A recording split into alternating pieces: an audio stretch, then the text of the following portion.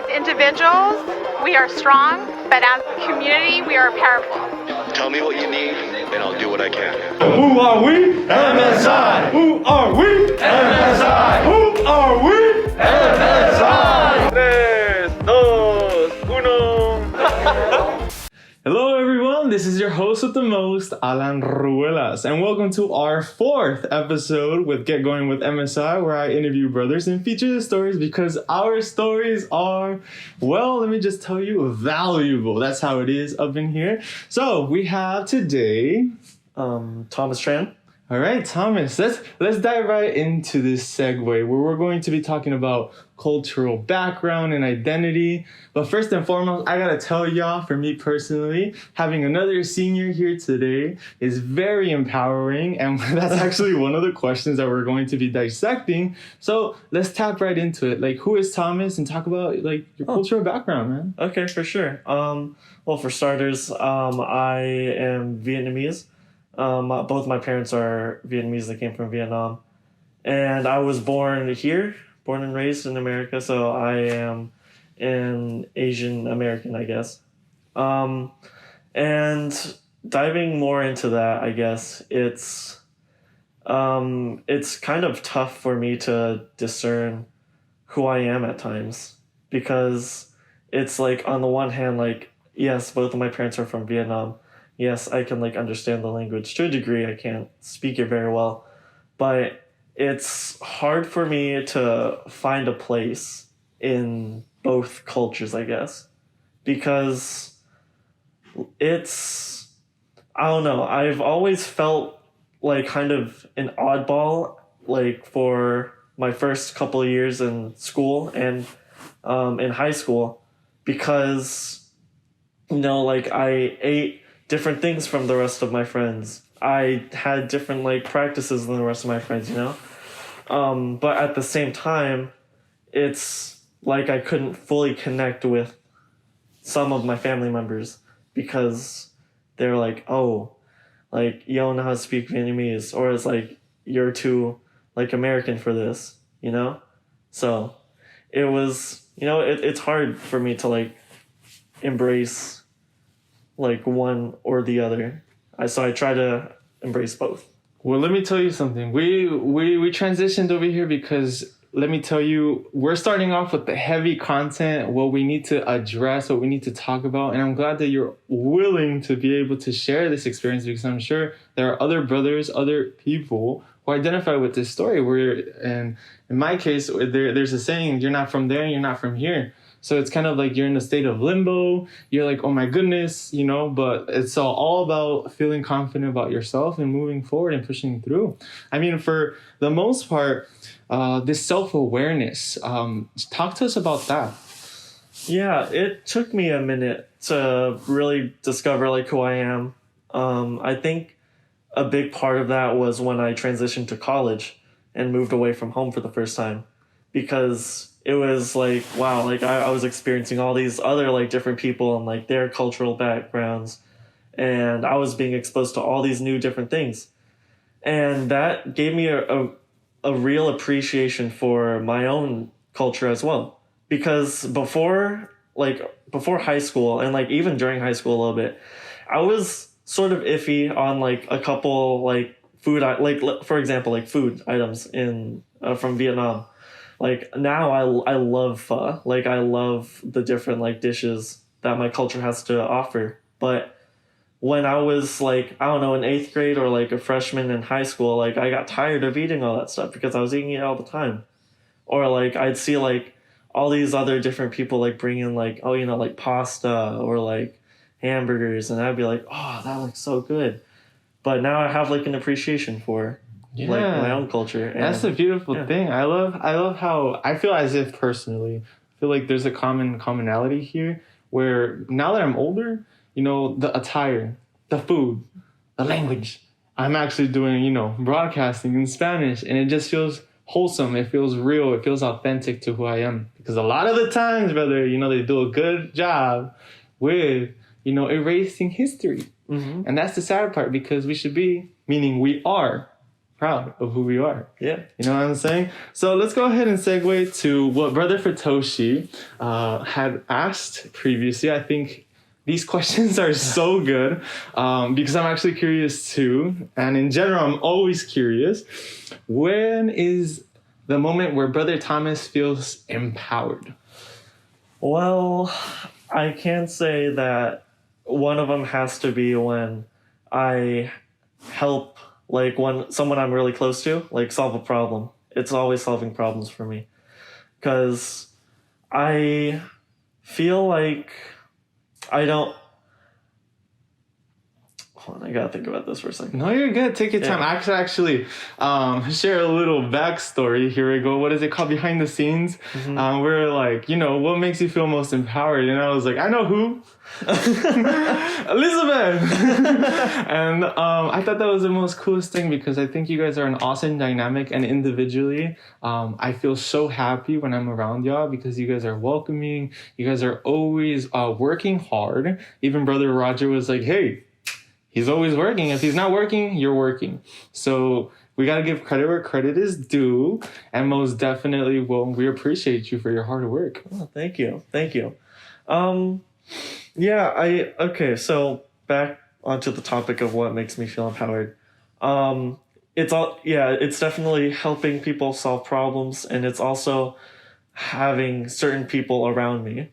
Because now that you mentioned that, it's like whenever I'm around Sebastian, who's my roommate also, who's also a brother at MSI, I don't know, he just makes me feel smarter because he gives me way too much credit for things that, like, I do, and I really appreciate him for that.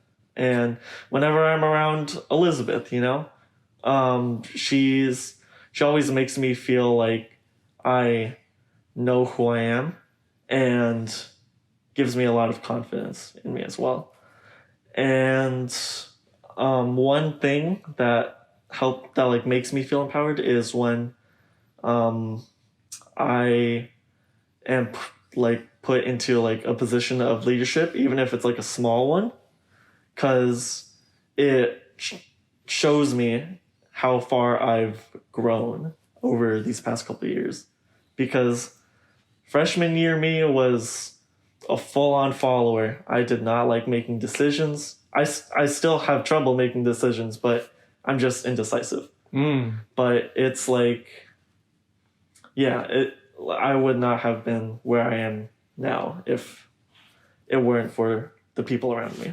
Let me tell you something, ladies and gentlemen. You see a common denominator here, MSI. So, for me personally, I feel empowered when I'm with people who, in other words, empower you, see what you see, you know what I'm saying? And outside of that, actually connecting with my roots, my heritage, my culture, my ancestors. I could go into a whole spiel about Chicanismo and everything, but also programs like MSI, where they acknowledge you for who you are and they tailor to you, rather than coming in and being like, no, you need to do this, you need to change that. No.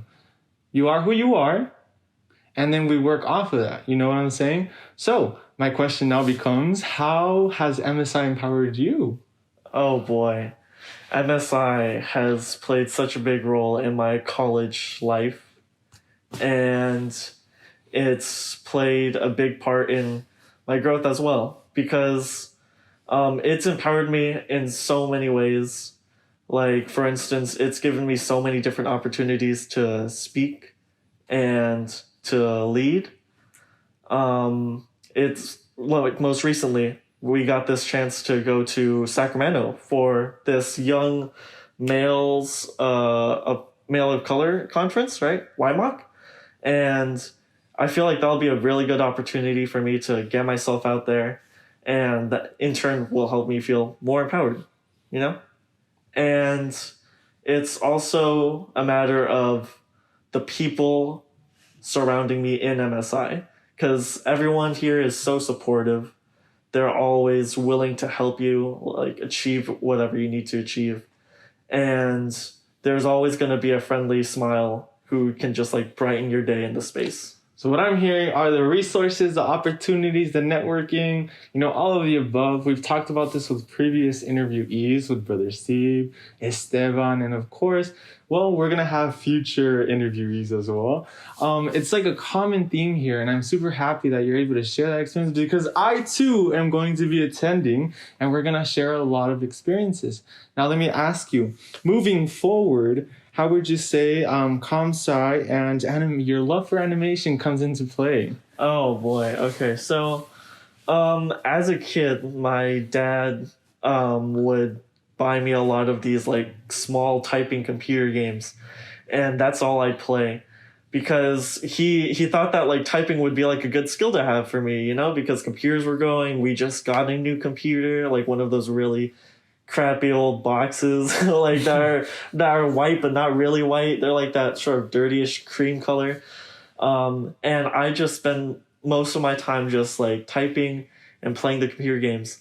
And I don't know, my love for games really transferred me to or influenced me to take my path in computer science, as well as like I was just good at typing, I like solving problems.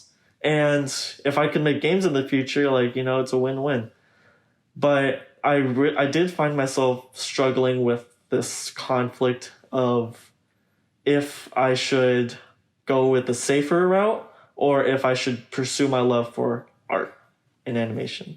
It's funny you bring it up because, yeah, I used to be like a big art kid, like in like middle school and like a little bit of high school. Thomas being an art kid? Yeah. We love this. But it wasn't like too heavy on it. It was more of like I really enjoyed doing it on my off time. I didn't spend like any classes. Like I had a couple classes here and there for art, but like those were the requirements. But like on my off time, I love drawing little characters or like drawing like animals. I really love drawing animals. But yeah, it was I had to make a decision if I wanted to go with a safer, more secure route because computer science is a growing field, or if I wanted to take the risk and like pursue animation. But in the end, I did decide on computer science, and I will say it was not like pressured onto me. But I just felt this obligation to my parents because if it weren't for them, like I wouldn't be here. Like they've sacrificed so much for me, and I feel like I owe it to them to help pay them back in some way. And at the end of the day, they just want to see me be safe and successful. That's sweet, man. And yeah, and I know that the most secure route for that would be computer science. So I went that route instead. Well, let's give a round of applause, you know what I'm saying? Because that is a very moving and touching. I share a similar story. This is where we come in. This is where we connect. You know what I'm saying? I did not know this. But no, thank you for sharing that aspect because I feel a lot of first generation students, have that where we repay back to our family with or without, whatever the case may be at a university, at a job. And you pushing this narrative, you empowering yourself because of your family and your personal choices is honestly something I connect with. I chose communications ever since I was little. I love media. And now that I'm able to also intern here and work and be able to develop content featuring your story and the other brothers, you know what I'm saying, is something that, well, we're doing every day. And I'm assuming that right now, you reaching your senior year, how's that looking like? It's getting pretty scary, honestly, because it hasn't really hit me until like one of my friends, Roger, talked to me about it, how the semester is almost over and I'm gonna graduate soon. I'm graduating in the summer. So the scariest thing for me is finding a job. No, that's always in the back of our heads. Mm-hmm. Now, let me tell you something. We're going to wrap this up, but I also want you to leave a final, I guess you could say your favorite quote or something you want the brothers to know because this is your time to shine. You're the man of the hour. And of course, just like the other brothers, a lot of them look up to you. What's something that you want to like leave here for the MSI and CS2F environment to know forever and ever? I guess there's this one quote that I try to live by, although I don't do a very good job at it. It's said by a big Star Wars character, Master Yoda. Do or do not. There is no try. That is. It's calling us out. That's we need to get into it, you know. Mm-hmm. But other than that, Brother Thomas, you literally rock this world. I love how Sebastian gives you the credit because I also give the credit. You know what I'm saying? But that's what we need to do, you know? That's having friends like that push you and empower you and give you credit, even when it's like those days where it's difficult. You know how good it feels to have a brother to be able to, you know, kind of like Steve says, be the resource you never had, you know? Mm-hmm. So for all y'all watching, be the brother you never had, you know what I'm saying? Thomas, it's been a pleasure. And this ends the episode here with Get Going with MSI. See y'all very soon.